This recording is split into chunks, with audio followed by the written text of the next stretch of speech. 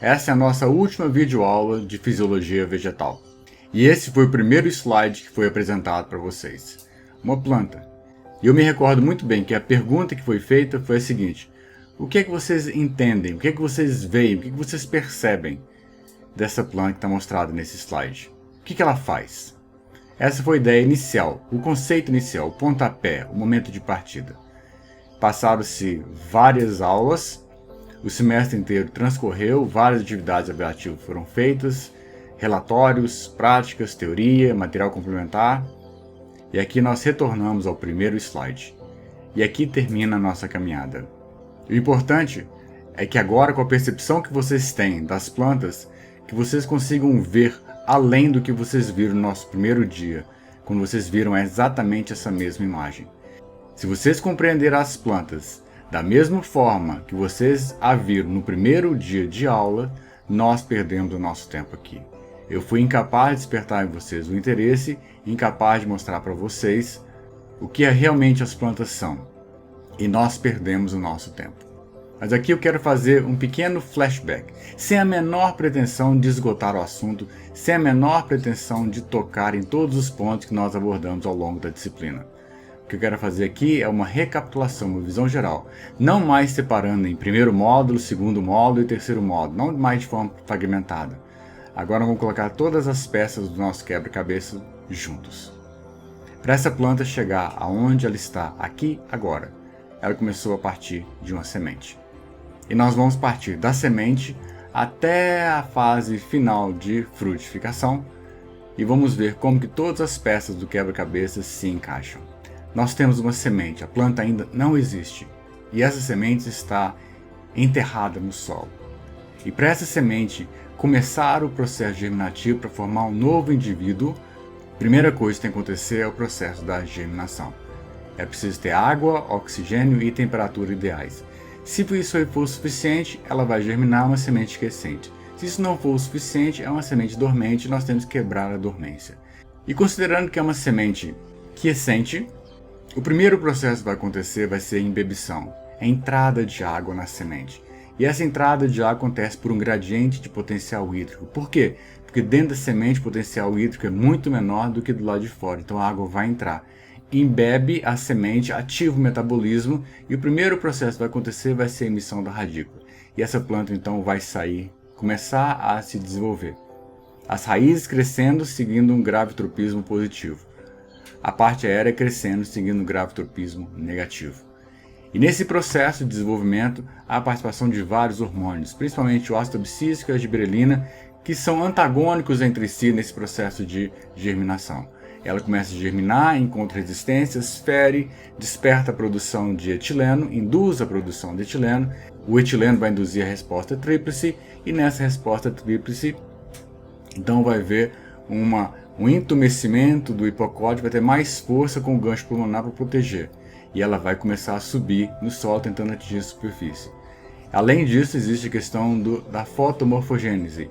Como está no escuro, ela vai induzir um estiolamento até chegar na superfície. Considerando que ela atingiu a superfície, agora nós temos uma plântula começando a querer formar. Então o cotilédone vai se abrir e vai haver o enverdecimento em função da luz induzindo a formação de cloroplastos e de clorofila com a participação de hormônios, principalmente citocininas, nesse processo. Começa então a haver o fenômeno da fotossíntese. E essa planta começa a crescer, emitir mais raízes e emitir mais a parte aérea. Agora, o ambiente em termos de luz vai controlar esse crescimento e desenvolvimento. Tanto em termos de quanto que ela vai crescer, se vai alongar mais ou vai alongar menos, quanto em termos de energia para fazer o processo da fotossíntese. E o sistema radicular começa a crescer cada vez mais. E essa planta então está no seu período juvenil. Ou seja, é incapaz de florescer enquanto estiver nesse período juvenil. O sistema radicular, crescendo cada vez mais, absorve a água e nutrientes do solo. E os nutrientes estão dissolvidos na solução do solo. E os nutrientes vão chegar junto com a água, seguindo um gradiente decrescente de potencial hídrico. Vai migrar essa água, seguindo um fluxo de massa, vai chegar até a raiz. Na raiz, tudo dissolvido na água vai entrar na raiz, mas para entrar na raiz a nível micro, quem determina a entrada ou a saída de nutrientes dentro de uma célula vegetal são os transportadores transmembranários que nós estudamos. A água vai entrar, os nutrientes chegam até a membrana e os transportadores dizem quem entra e quem não entra. Entraram, vão para o xilema no cilindro central e dali ele vai subir para a parte aérea para alimentar o corpo da planta, em termos de água e de nutrientes minerais. E vai subir de duas formas. Isso nós vimos no transporte do xilema, ou pela teoria de Dickson, ou pela pressão radicular. E a água e os nutrientes sobem no corpo da planta. Lá na parte aérea, essa água vai estar sendo transpirada e no processo puxa a água com os nutrientes para cima. E essa água está saindo por onde? Está saindo pelos estômagos. Nós vimos o controle da abertura e fechamento estomático. Vimos a participação do ácido abscísico no controle da abertura e fechamento estomático. E tem o processo da fotossíntese, que nós vimos como que acontece o milagre da vida, como que a energia luminosa é convertida em energia química, como que isso acontece. Nós vimos que a fotossíntese tem a fase fotoquímica e a fase bioquímica, como que as duas partes se interagem, como que todo esse processo vai acontecer. E nós vimos também que nesse processo há a produção de gliceraldeído 3-fosfato, o primeiro carboidrato formado. E esse glicerol 3-fosfato vai formar sacarose ou vai formar amido para ser armazenado no próprio cloroplasto. Essa sacarose vai ser transportada para o resto da planta. Significa que a planta é um ser autotrófico? É, como um todo. Mas partes da planta são heterotróficas por natureza. Então essas folhas que fazem a fotossíntese, elas são os órgãos-fonte para alimentar todo o restante da planta, que é um dreno. E nesse processo também é o processo juntamente com a fotossíntese acontece o processo da respiração, que nós estudamos respiração aeróbica e respiração anaeróbica. O ambiente está influenciando, a planta continua crescendo e agora a luz começa a modelar. E além disso nós temos os hormônios vegetais participando desse processo, principalmente as auxinas controlando a dominância apical, permitindo que a planta cresça de determinada forma. E a planta inserida nesse processo, ela entra na sua fase adulta. Quando entra na fase adulta, agora sim ela é capaz de perceber os estímulos do meio para florescer. E nesse processo todo, na fase juvenil e na fase adulta, ela está sujeita aos estresses ambientais. Seja o estresse biótico ou o estresse abiótico, ele vai responder de forma específica para cada um deles, de tal forma a permitir que a planta consiga sobreviver naquele ambiente. Além disso, a planta está se defendendo naquele ambiente. Ela está sofrendo ataque de patógenos, está sofrendo ataque de herbívoros, sejam insetos, sejam de animais, sejam de larvas, seja do que for. E ela está respondendo a esses processos, se defendendo naquele meio, tentando sobreviver. E sobrevivendo, permitindo a perpetuação daquela espécie. E da mesma forma que ela está fazendo esse processo, ela continua o seu crescimento, emitindo mais parte aérea, emitindo mais sistema radicular.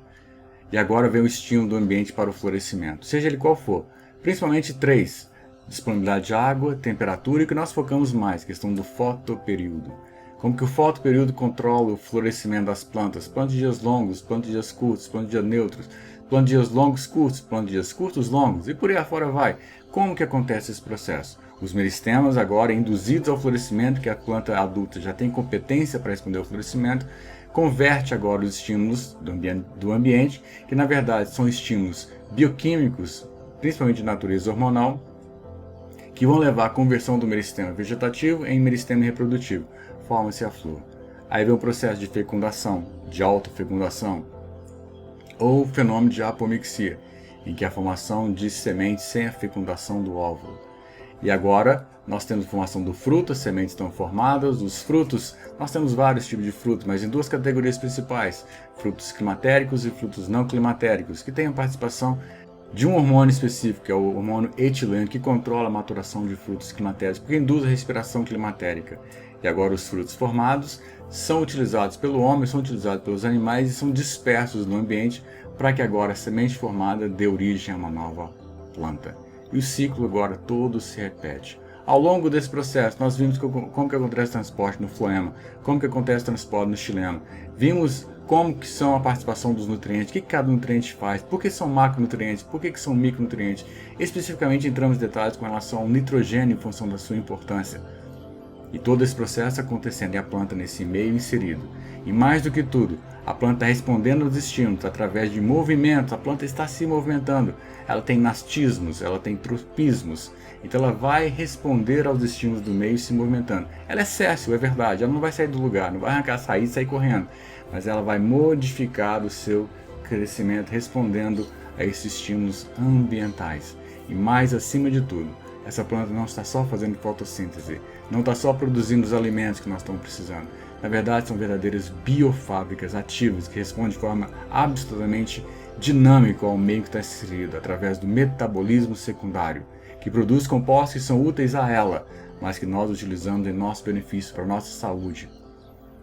As plantas são muito mais do que um simples ser que faz fotossíntese. Essa é a fundação, essa é a camada básica. Por sobre essa fundação é que vocês vão edificar a casa de vocês, seja qual for, da cultura que vocês forem trabalhar, ou talvez vocês nunca venham trabalhar com plantas, não importa. Mas agora vocês têm as fundações formadas. Existem mais coisas sobre fisiologia vegetal? Existe muito mais coisa. Mas aí agora depende do interesse de cada um de vocês. Nosso trabalho era dar para vocês a base, a fundação. A construção da casa agora depende de cada um de vocês. Essa é a fisiologia vegetal que nós queremos passar para vocês. É apenas o começo, não é o meio e nem o fim, apenas o começo. O resto da caminhada agora é com vocês. Se algum dia a gente puder ser útil de alguma forma, as portas de nossa sala estarão sempre abertas para cada um de vocês. Nós somos semeadores na estrada da vida. Nós plantamos a semente que nós quisermos, mas somos obrigados a voltar sobre os passos percorridos e colher os frutos que nós semeamos. Sejam bons semeadores. Plantem boas sementes, porque a colheita virá no seu tempo certo. Desejo a cada um de vocês, seja qual for o caminho que vocês forem seguir, uma ótima caminhada e que vocês sejam muito, muito felizes. Mas lembre-se que a felicidade não é um destino a ser alcançado, é um caminho a ser percorrido. Eu desejo a vocês uma ótima caminhada. Sejam muito felizes, foi um prazer trabalhar com vocês. Até algum dia. Aqui termina a nossa caminhada.